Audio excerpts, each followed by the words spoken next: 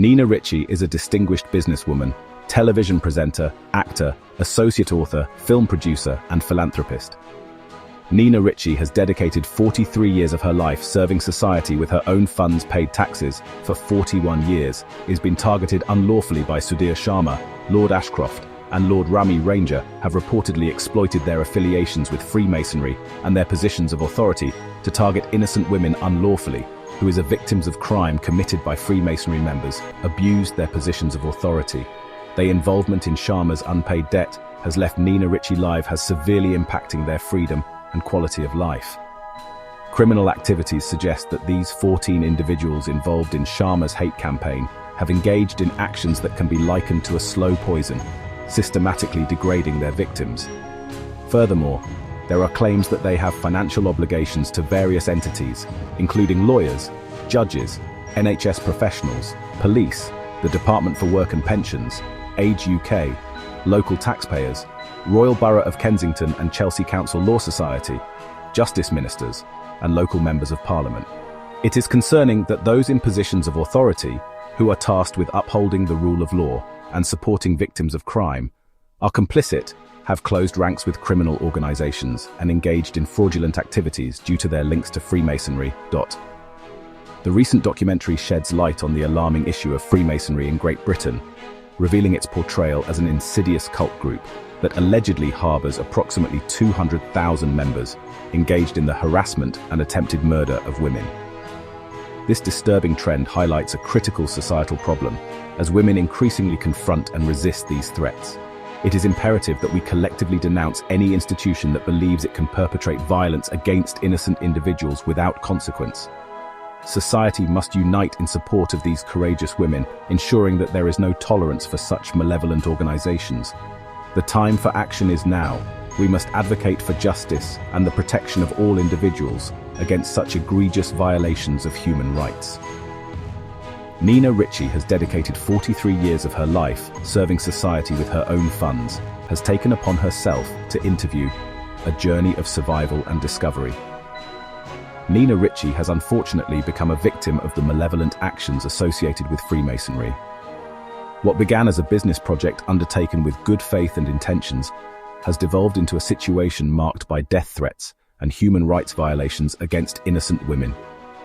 Notable figures and organizations, including the Conservative Party, local taxpayers, and independent authorities such as the RBKC Council, as well as Lord Ashcroft and Rami Ranger, appear to be complicit in shielding this gang-stalking and fraudulent behavior. Neena Richie found herself targeted after investigating the activities of Freemasonry, particularly in relation to a debt owed to her by Sudhir Sharma. It raises serious questions about Sharma's sense of impunity, as he seems to believe he is above the law, even in light of potential criminal actions. Lord Ashcroft, CEO of Crime Stoppers charity, which is supposed to protect victims of crime, is involved in killing innocent women due to Freemasons Brotherhood and Sisterhood members of the Freemasons are providing protection for him. As Neena shared her story, a number of other women came forward with similar accounts of harassment perpetrated by members of the Freemasonry. This collective testimony has shed light on the harrowing experiences faced by these women, highlighting a troubling pattern that demands attention.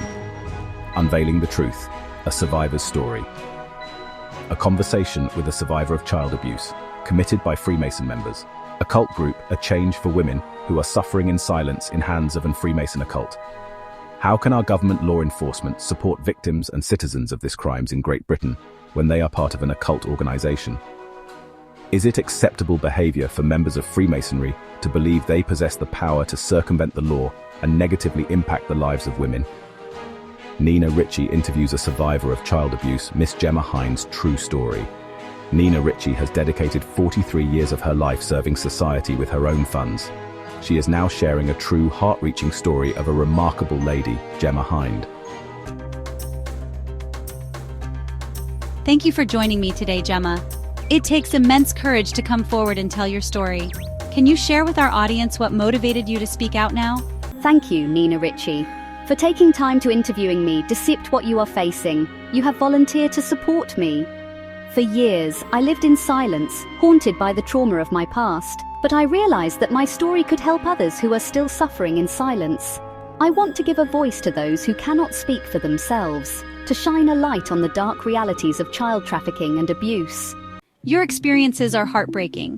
Can you tell us a little about what you went through and how it has shaped your desire to help others?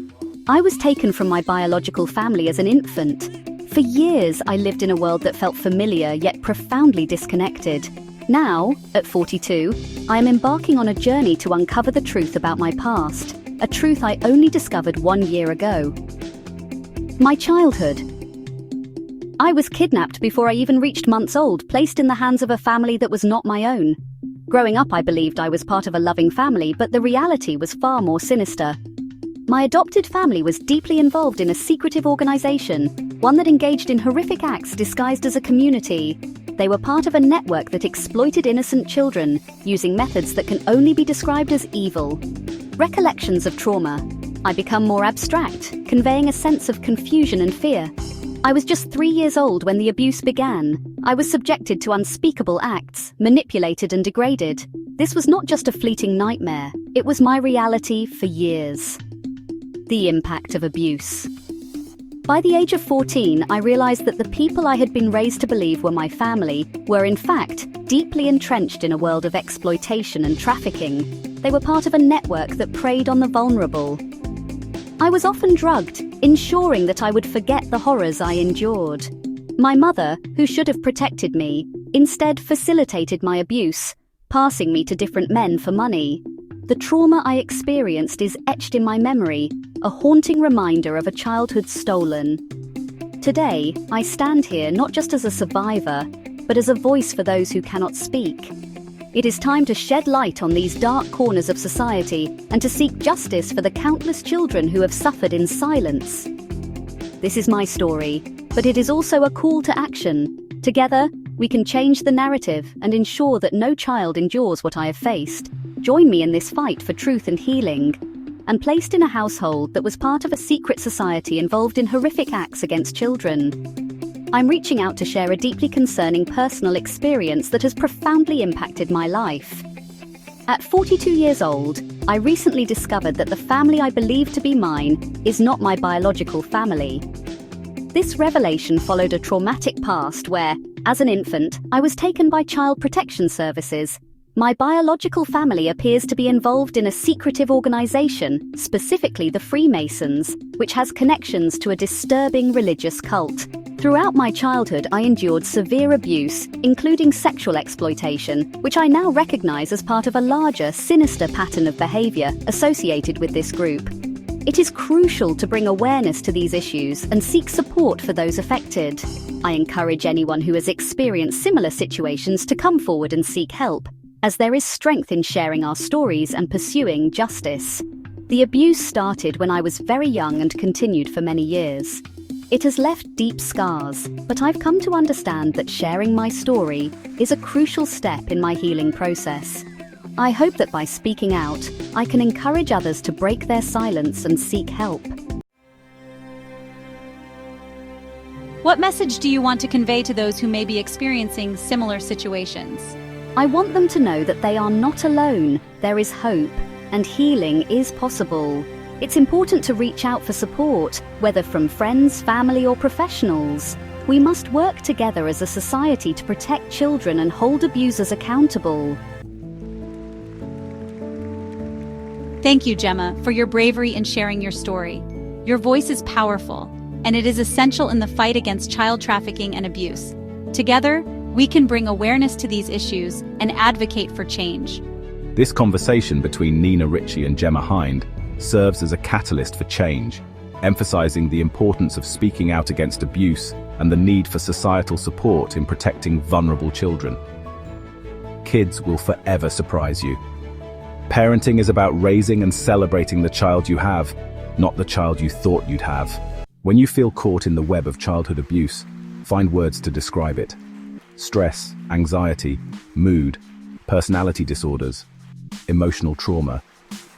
They say a bad parent was a traumatized child, caught in the fires of their own suffering. Their thoughts more hurricane than own suffering. Their thoughts more hurricane than poetry or soul. I guess that's right. In that exists a road to forgive, a way to see the bigger picture and move on with your own soul intact, head held high. When we see it, we can learn to heal, learn to love anew and be a person we approve of in a way that is deep and calm. Then we can become the good parents and start a new cycle that is loving and healthy, plant a good seed in the rotten wood, and watch the new spring growth. You can survive this, and once you have, your life can begin again, and you will realize how good life can be, and that you can survive anything. I quote, "They never felt so alone. Nothing comes close to the amount of courage that took me to share my story. I am deeply aware of the pain caused to any victim of child abuse, especially at the hands of a trustworthy person within the church, and Freemason evil occult childhood should be carefree, playing in the sun, not living a nightmare in the darkness half of my life. Nothing that grieves us can be called little. By the external laws of proportion, a child's loss of a doll and a king's loss of a crown are events of the same size. By Mark Twain, which was the dream, the end, the end.